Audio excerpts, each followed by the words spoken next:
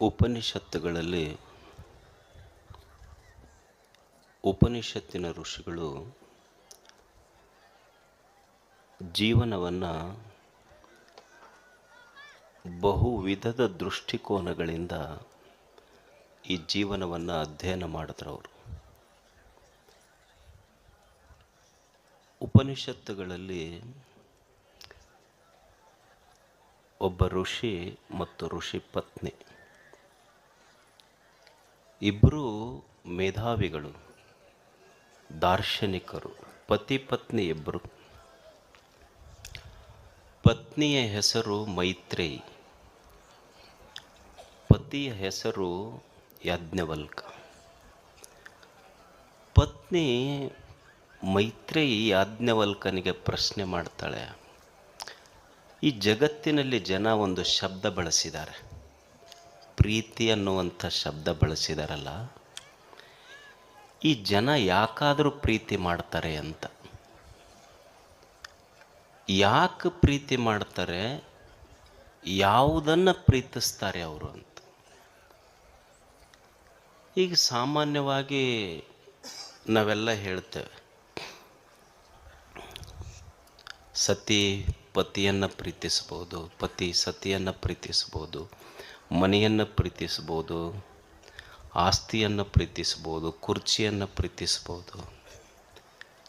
ಒಂದು ಹುಡುಗ ಹುಡುಗಿಯನ್ನು ಪ್ರೀತಿಸ್ಬೋದು, ಹುಡುಗಿ ಹುಡುಗನನ್ನು ಪ್ರೀತಿಸ್ಬೋದು. ಪ್ರೀತಿಯ ನಾನಾ ರೂಪಗಳನ್ನು ನಾವು ನೋಡುತ್ತೇವೆ. ಮೈತ್ರಿಯ ಪ್ರಶ್ನೆಯನ್ನು, ಹೌದು ಖರೆ ಪ್ರೀತಿಸುವುದನ್ನು ನಾವು ನೋಡಿದ್ದೇವೆ, ಯಾಕೆ ಪ್ರೀತಿಸ್ತಾರೆ ಜನ?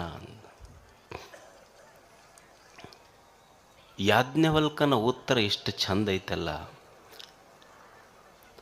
ಆತ್ಮನಸ್ತು ಕಾಮಾಯ ಸರ್ವಂ ಪ್ರಿಯಂ ಭವತಿ. ಈ ಮನುಷ್ಯರ ಪ್ರೀತಿ ಅನ್ನುವ ಶಬ್ದ ಏನಿದೆಯಲ್ಲ, ಇವರು ವಾಸ್ತವದಲ್ಲಿ ಯಾರನ್ನೂ ಏನನ್ನೂ ಪ್ರೀತಿಸಿಲ್ಲ. ಎಲ್ಲಿವರೆಗೆ ತಾನು ಪ್ರೀತಿಸುವ ವಸ್ತು ಅವರಿಗೆ ಸುಖ ಕೊಡ್ತೈತೆಲ್ಲ ಅದಕ್ಕೆ ಪ್ರೀತಿ ಮಾಡ್ತಾರೆ. ಯಾವಾಗ ಅದು ಸುಖ ಕೊಡೋದಿಲ್ಲ ಅಂತ ಗೊತ್ತಾಯ್ತು, ಅದನ್ನು ಪ್ರೀತಿ ಮಾಡೋದಿಲ್ಲ ಅವರು. ಆ ವಸ್ತುವಿನ ಮೇಲಿನ ಪ್ರೀತಿಯಿಂದಲ್ಲ, ತನಗೆ ಸುಖ ಕೊಡ್ತೈತೆ ಅಂತ ಪ್ರೀತಿ ಮಾಡ್ತಾರೆ ಅಷ್ಟೆ. ತಾನು ಪ್ರೀತಿಸುವ ವಸ್ತು ಅದು ಸುಖ ಕೊಡೋದಿಲ್ಲ ಅಂತ ಗೊತ್ತಾಯ್ತು, ಅದನ್ನು ಪ್ರೀತಿ ಮಾಡೋದಿಲ್ಲ ಅವರು.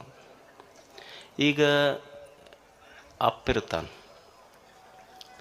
ಸಣ್ಣ ಮಗು ಇರ್ತೈತೆ, ಅವ್ರು ಎಷ್ಟು ಪ್ರೀತಿ ಮಾಡ್ತಿರ್ತಾನಪ್ಪ.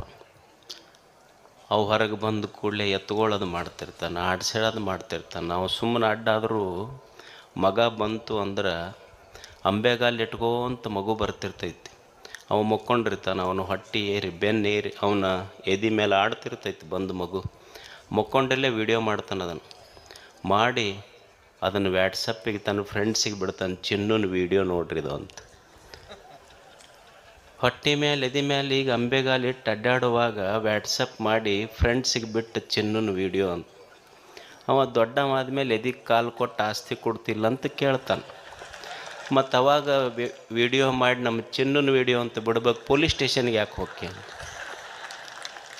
ಅವಾಗ ಏನಂತಾನೆ, ಹೆಂಗದನ್ರಿ ಮಗ, ಯಾ ಮಕ್ಕಳ ಮರೀರಿ, ಅವು ಮಕ್ಕಳಲ್ಲಿ ಒಲೆ ನಿಕ್ಕಳವಂತಾನ. ಮೊದಲು ಎಷ್ಟು ಪ್ರೀತಿ ಮಾಡಿದ್ದ, ಇವಾಗ ಯಾಕೆ ಹೆಂಗ ಅಂದ್ರೆ, ಮನುಷ್ಯನ ಇಚ್ಛೆ ಏನು ಅಂದ್ರೆ, ಮನುಷ್ಯ ಎಲ್ಲ ವ್ಯಕ್ತಿ ವಿಷಯ ವಸ್ತುಗಳನ್ನು ಯಾಕೆ ಪ್ರೀತಿ ಮಾಡ್ತಾನಂದ್ರೆ, ಎಲ್ಲಿವರೆಗೆ ಪ್ರೀತಿ ಮಾಡ್ತಾನಂದ್ರೆ ಎಲ್ಲಿವರೆಗೆ ಅದು ತನಗೆ ಸುಖ ಕೊಡ್ತೈತಿ ಅಷ್ಟ ಪ್ರೀತಿ ಮಾಡ್ತಾನೆ. ಯಾವಾಗ ಆ ವಸ್ತು ವ್ಯಕ್ತಿ ವಿಷಯಗಳಿಂದ ಸುಖ ಇಲ್ಲಂತ ಗೊತ್ತಾಯ್ತು, ಅವತ್ತಿನಿಂದ ಅದನ್ನು ದ್ವೇಷ ಮಾಡಲಿಕ್ಕೆ ಶುರು ಮಾಡ್ತಾನೆ. ವಸ್ತುವಿನ ಮೇಲಿನ ಪ್ರೀತಿಯಿಂದಲ್ಲ, ತನ್ನ ಮೇಲಿನ ಪ್ರೀತಿಯಿಂದ ವಸ್ತುವನ್ನು ಪ್ರೀತಿಸ್ತಾನೆ ಮನುಷ್ಯ. ಎಷ್ಟು ವೈಜ್ಞಾನಿಕ ವಿಶ್ಲೇಷಣೆ ಋಷಿಗಳದು. ಅಂದರೆ ನಮ್ಮ ಪ್ರೀತಿ ಪ್ರೇಮ ಅನ್ನೋದೇನಿದೆಯಲ್ಲ, ಇದು ವ್ಯಾವಹಾರಿಕ ಪ್ರೇಮ. ನಮ್ಮದು ವ್ಯಾವಹಾರಿಕ ಪ್ರೇಮ ಐತಿ. ಈಗೊಂದು ಗಿಡ ನಾನು ಪ್ರೇಮ ಮಾಡ್ತೀನಿ ಅಂದ್ರೆ, ಪ್ರೀತಿಸ್ತೀನಿ ಅಂದ್ರೆ, ಗಿಡಕ್ಕೆ ಎಲ್ಲಿವರೆಗೆ ನೀರು ಹಾಕ್ತೀನಿ ಅಂದ್ರೆ, ಹಣ್ಣು ಕೊಡ್ತಿತ್ತು ಅಂದ್ರೆ ನೀರು ಹಾಕ್ತೀನಿ, ಕೊಡಲಿಲ್ಲ ಅಂದ್ರೆ ಕಡಿತೀನಿ ಅಷ್ಟೆ. ಈಗ ಒಂದು ಆಕಳಿಗೆಲ್ಲ ಮೇವು ಹಾಕೋದು, ಹಸೆ ಹುಲ್ಲು ಹಾಕೋದು ಎಲ್ಲಿವರೆಗೆ ಮಾಡ್ತೀನಿ ಅಂದ್ರೆ, ಅದು ಹಾಲು ಕೊಡ್ತಿತ್ತಂದ್ರೆ ಮಾಡ್ತೀನಿ, ಇರಲಿಲ್ಲ ಅಂದ್ರೆ ಮಾಡೋದಿಲ್ಲ. ಇದು ವ್ಯಾವಹಾರಿಕ ಪ್ರೇಮ, ಗಿವ್ ಆ್ಯಂಡ್ ಟೇಕ್. ಅದು ಕೊಡ್ತಿತ್ತು ಅಂದ್ರೆ ನಾ ಮಾಡ್ತೀನಿ, ಅದು ಕೊಡೋದು ನಿಲ್ಲಿಸ್ತು ಅಂದ್ರೆ ಮುಗೀತು. ಆಕಳ ಹಾಲು ಕೊಡೋದು ಮುಗೀತು ಅಂದ್ರೆ ಯಾರ ಮನೆಗೆ ಕಳಿಸ್ಬೇಕು ಅವ್ರ ಮನೆಗೆ ಕಳಿಸ್ತೀನಿ. ಇದು ವ್ಯಾವಹಾರಿಕ ಪ್ರೇಮ. ಇನ್ನೊಂದು ವೈಷಯಿಕ ಪ್ರೇಮ. ವೈಷಯಿಕ ಪ್ರೇಮದಲ್ಲಿ ಏನಿರ್ತದೆ ಅಂದ್ರೆ ಅಂಧ ಆಕರ್ಷಣೆ ಇರ್ತದೆ. ಒಂದು ಹುಡುಗ ಒಂದು ಹುಡುಗಿಯನ್ನು ನೋಡೋದು ಕೂಡಲೇ love at first sight, divorce at first fight. ನೋಡೋದು ಕೂಡಲೇ ಆಕರ್ಷಣೆ ಆಗ್ತದೆ. ಅಲ್ಲ, ಮಜಾ ಏನು ಅಂದ್ರೆ, ಈಗ ಹುಡುಗರಿಗೆ ಕೇಳ್ರಿ ಅವ್ರು ಏನು ಹೇಳ್ತಾರೆ, ಯಾಕೋ ತಮ್ಮ ಹಿಂಗೆ ಯಾಕೆ ಆತು ನಿಂದು, ಭಾಳ ಚಲೋ ಇದ್ದಲ್ಲ ಮೊದಲು, ಏನು ಮಾಡಿದ್ರಿ, ಲವ್ ಈಸ್ ಬ್ಲೈಂಡ್ ಅಂತ. ಅಲ್ಲ, ಕಣ್ಣು ಕೂಡೇ ಪ್ರೇಮ ಆಗೈತಿ, ಹೇಳೋದು ಮಾತ್ರ ಲವ್ ಈಸ್ ಬ್ಲೈಂಡ್ ಅಂತಾನೆ. ಅಲ್ಲ, ಕಣ್ಣು ಕೂಡಿದ ಮೇಲೆ ಪ್ರೀತಿ ಆದಮೇಲೆ how it becomes blind, how it is blind. ಯಾಕೆ ವೈಷಯಿಕ ಪ್ರೇಮ ಕುರುಡಾತು ಅಂದ್ರೆ, ನೀವು ನೋಡ್ರಿ, ಆ ಹುಡುಗ ಹುಡುಗಿಯನ್ನು ನೀವು ಕೇಳ್ರಿ, ಹುಡುಗ ಹುಡುಗಿಯನ್ನು ಪ್ರೀತಿಸ್ತೈತಿ, ಹುಡುಗಿ ಹುಡುಗನ್ನ ಪ್ರೀತಿಸ್ತಿರ್ತೈತಿ.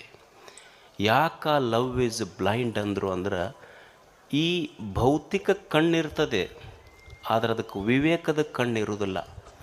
ಈ ಮುಂದೆ ಏನು ಅನಾಹುತ ಆಗ್ತೈತಿ ಅನ್ನೋ ಪರಿಜ್ಞಾನ ಇರೋದಿಲ್ಲ ಮಕ್ಕಳಿಗೆ. ಪೊಲೀಸ್ ಸ್ಟೇಷನ್ನಾಗ ಕರ್ಕೊಂಡು ಹೋಗ್ತಾರೆ, ಹೋಗಿ ನಾವು ಪ್ರೀತಿಸ್ತೀವಿ, ನಮಗೆ ನಾವಲ್ರಿ, ನಮ್ಮದು ಏಜ್ ಆಗಿದೆ, ಲೀಗಲಿ ನಾವು ಕರೆಕ್ಟ್ ಅದೀವಿ ಅಂತ ಹೋಗ್ತಾರೆ ಅವರು. ಹೋದಾಗ ಅವ್ರು ಹೇಳುವ ಮಾತೇನಂದ್ರೆ, ಹುಡುಗೇನಂತಾನ ಹುಡುಗೇನಂತಾಳಂದ್ರೆ, ಇಲ್ಲ ನಮಗೆ ಬಿಟ್ಟಿರೋಕ್ಕಾಗೋದಿಲ್ಲ ಒಬ್ರಿಗೊಬ್ಬರು, ಎ ಮೇರಾ ಪಹಿಲಾ ಪ್ಯಾರ್ ಹೈ ಅಂತ. ಕೇಳಿರಿಲ್ಲ ಇದನ್ನು, ಎ ಮೇರಾ ಪಹಿಲಾ ಪ್ಯಾರ್ ಹೈ ಅಂತ. ಅಲ್ಲ, ಇದು ನನ್ನ ಮೊದಲ ಪ್ರೇಮ. ಆಶ್ಚರ್ಯ ಏನು ಅಂದ್ರೆ, ನಿನ್ನನ್ನು 9 ತಿಂಗಳ ಹೊತ್ತು, 9 ತಿಂಗಳಾದ ಮೇಲೆ ಹೆತ್ತು, ನೀನು ಅಳುವಾಗ ಹೃದಯ ಕಿತ್ತಿ ಬಂದಂಗಾಗಿ ಭೂಮಿಗೆ ಬಿದ್ದ ತಕ್ಷಣ ನಿನ್ನ ಕಣ್ಣಾಗ ಕಣ್ಣಿಟ್ಟು ನೋಡಿದ ತಾಯಿಯ ಮೊದಲ ಪ್ರೇಮ, ಅದು ಮೊದಲ ಪ್ರೇಮ ಆಗಿರಲಿಲ್ಲೇನು ಅಂತ. ಅದು ಗೊತ್ತು ಮಾಡಿ ಕೊಟ್ಟಿಲ್ಲ ನಿನಗೆ.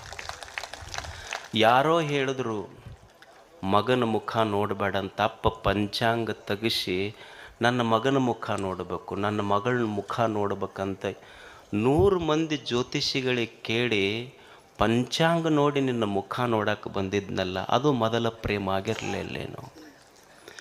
ಅಂದರೆ ಈ ಪ್ರೇಮದ ಕಣ್ಣು ಯಾಕೆ ಬ್ಲೈಂಡ್ ಅಂದ್ರೆ, ನಮಗೆ ತಾಯಿಯ ಮೊದಲ ನೋಟ, ಅಪ್ಪನ ಮೊದಲ ನೋಟ ಗೊತ್ತಾಗಲಿಲ್ಲ.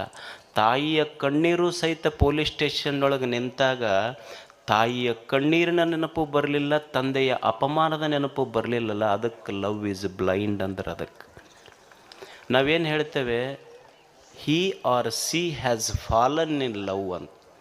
ಪ್ರೇಮದೊಳಗೆ ಬಿದ್ದಾರ ಅಂತಾರೆ, ಶಬ್ದ ಬಳಸ್ಯಾರಿಲ್ಲ ಇದನ್ನು, ಪ್ರೇಮದೊಳಗೆ ಬಿದ್ದಾರ ಅಂತಾರೆ. ಬೀಳಿಸುವುದು ಪ್ರೇಮ ಅಲ್ಲ. We should never fall in love, we should rise in love. ನಿನ್ನನ್ನು ಬೀಳಿಸುವುದು ಪ್ರೇಮ ಆಗೋದಿಲ್ಲ, ನಿನ್ನ ಸುತ್ತ ಇದ್ದವರನ್ನು ಎದ್ದು ನಿಲ್ಲಿಸುವುದು ನಿಜವಾದ ಪ್ರೇಮ ಆಗ್ತದೆ. ಈ ಪ್ರೇಮಕ್ಕೆ ಸಹಜ ಪ್ರೇಮ ಅಂತ ಕರೀತಾರೆ. ಒಂದು ವ್ಯಾವಹಾರಿಕ ಪ್ರೇಮ, ಎರಡನೇದ್ದು ವೈಷಯಿಕ ಪ್ರೇಮ, ಮೂರನೇದ್ದು ಸಹಜ ಪ್ರೇಮ. ಇದು ವೈಷಯಿಕ ಪ್ರೇಮ ಅಷ್ಟೇ. ಈ ವೈಷಯಿಕ ಪ್ರೇಮದೊಳಗೆ ಏನಿರ್ತೈತಿ ಅಂದ್ರೆ, ವಿಷಯಗಳ ಆಕರ್ಷಣೆ ಇರ್ತೈತಿ. ಅಲ್ಲಿ ತಂದೆ ತಾಯಿ ಅವ್ರು ಭಾಳ ನೆನಪು ಬರೋದಿಲ್ಲ. ಇದು ಅವ್ವ ಇಲ್ಲೇ ಕುಂತಿರ್ತೈತಿ ಊರಾಗ, ಜಗಲಿ ಮುಂದೆ ಕುಂತು ನಮ್ಮ ಮಗನವ ಬೆಂಗಳೂರಾಗ ಓದ್ತಿರ್ತಾನೆ. ನನ್ನ ಮಗನ ಕ್ಯಾಂಪಸ್ ಸೆಲೆಕ್ಷನ್ ಆಗಿರ್ಬೇಕು, ನನ್ನ ಮಗನ ಕ್ಯಾಂಪಸ್ ಸೆಲೆಕ್ಷನ್ ಆಗ್ಬೇಕಂತ ಇದು ದೇವ್ರ ಪೂಜೆ ಮಾಡ್ತಿರ್ತೈತಿ. ಅವ ಒಂದು ದಿವ್ಸ ತಂದು ಓದೋದು ಮುಗಿಸಿ ಬರಾಗ ಒಂದು ಹುಡುಗಿನ ಕರ್ಕೊಂಬಂದವ. ಅವು ಕೇಳಿದ್ಲು, ಇದು ಯಾರು, ಇದು ಕ್ಯಾಂಪಸ್ ಸೆಲೆಕ್ಷನ್ ಅಂತ ಹೇಳ್ದವ ಅಷ್ಟೆ. ಅಂದ್ರೆ ಈ ವೈಷಯಿಕ ಪ್ರೇಮದೊಳಗೆ ವಿಷಯಗಳ ಆಕರ್ಷಣೆ ಐತಿ. ಆದರೆ ಸಹಜ ಪ್ರೇಮ ಏನಿದೆ ಅಲ್ಲ, ಅಲ್ಲಿ ವ್ಯವಹಾರದ ಲಾಭ ದೃಷ್ಟಿ ಇಲ್ಲ, ವೈಷಯಿಕ ಪ್ರೇಮದ ಅಂಧ ಆಕರ್ಷಣೆಗಳಿಲ್ಲ. ಅಲ್ಲಿರುವುದು ಬರೀ ಶುದ್ಧ ಪ್ರೇಮ, ಸಹಜ ಪ್ರೇಮ. ಇಂಥ ಸಹಜ ಪ್ರೇಮ ಯಾರ ಎದೆಯೊಳಗೆ ಇರ್ತೈತೆಲ್ಲ ಅವರಿಗೆ ಸಂತರು ಅಂತ ಕರೀತಾರೆ, ಶರಣರು ಅಂತ ಕರೀತಾರೆ.